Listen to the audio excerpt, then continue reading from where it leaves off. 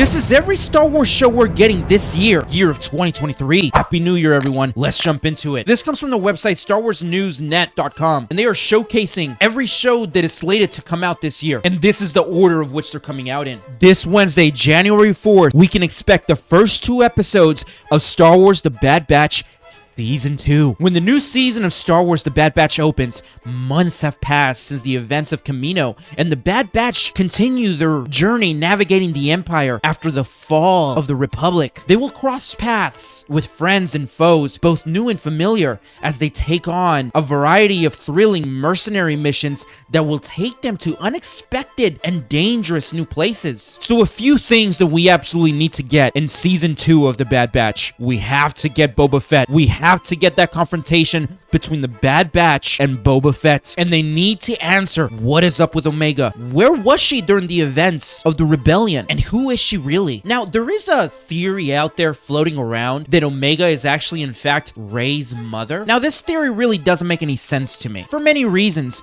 and quite frankly, that would diminish the character of Omega, because if anything involves Rey, I want nothing to do with it. In fact, I want them to stay away from the sequels.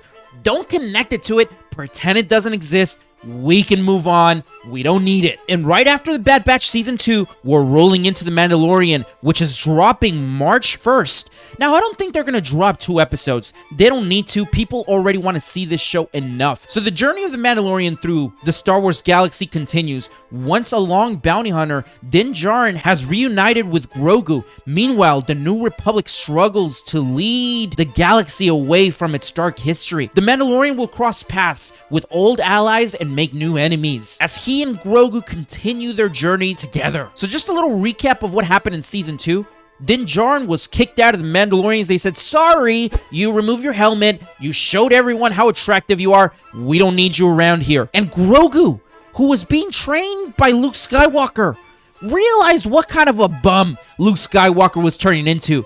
And he saw the future. He saw that Luke Skywalker was going to be a loser that gave up on his own nephew and even tried to kill him. And then went into exile and started drinking green alien milk. Grogu didn't want anything to do with that. So he said, hey, I'm going to leave the loser and get with the hero. And he reunited with Din Djarin. And the two, I suspect in this season, will travel to Mandalore, where Din Djarin will go on an epic quest to try and become a Mandalorian again. And I think he's gonna join Bo-Katan, and the two are gonna rebuild Mandalore. At least I hope so. And who knows, maybe the two will get a little friendly, if you know what I mean. Grogu needs a new mommy. Next up, we got Star Wars The Young Jedi Adventures. Now, my understanding is that this is going to be a toddler show, right? This is going to be kind of like Bluey or Blue's Clues, or, you know, it's that type of show. And this doesn't have an official release date, but we are getting it in 2023. And not many other creators are going to cover this show because, again, it's meant for children, like young children. Star Wars Theory, actually, I was watching a video of his, and he said that he's not even going to cover it. He's not going to watch it. Well, I am.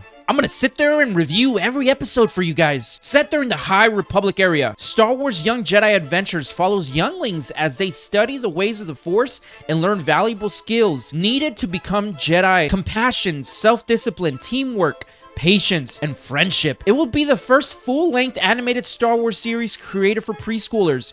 Okay, so this is going to be a TV show about younglings set in the High Republic area. That's cool. But here's an idea for a better show. How about we make a show about the younglings that takes place a year before Order 66? Just picture this show. Picture us watching a show about younglings. You know, a different, like a little classroom of younglings, right? And we learn to love these younglings. We learn to enjoy them, and we're like, man, this is a great show. And then in the series finale, we cut to one of our favorite younglings that we've learned to love throughout the course of this show, and he's going downstairs to get some cookies and a cup of green milk, and then he sees Master Skywalker marching in with the 501st.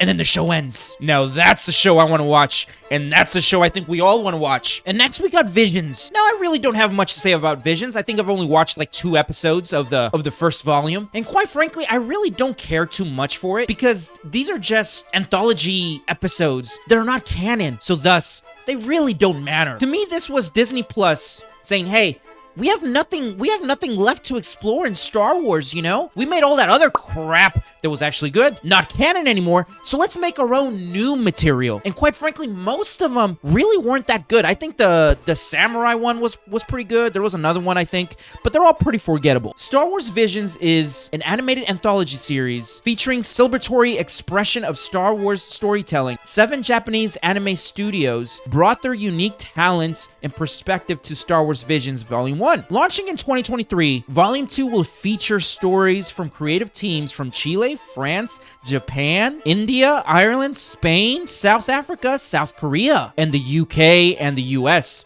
You know what's troubling about this? Where's North Korea? Where's Russia? Are we not supposed to be inclusive here? You know? Why not give these other countries a chance? I really want to see Russia's take on Star Wars. And what about North Korea? Can you imagine North Korea's take on Star Wars? If they start it right now, it will drop in 2053. Give them a shot. And next up, we got the Ahsoka series. Now, what's really exciting about this series is that Dave Filoni, the GOAT, has complete control over it. This is his baby. He created Ahsoka, set after the fall of the Empire. Star Wars Ahsoka follows the former Jedi Knight Ahsoka Tano as she investigates an emerging threat to a vulnerable galaxy. Now, my understanding is that Ahsoka is going to travel through the world between worlds and do a little time traveling. She's going to go back and encounter Darth Vader and possibly even Darth Maul. In fact, there was a leaked image of Darth Maul and Ahsoka Tano fighting. Now, this is the older version of Darth Maul, and by the looks of the landscape, this probably is Tatooine. So who knows?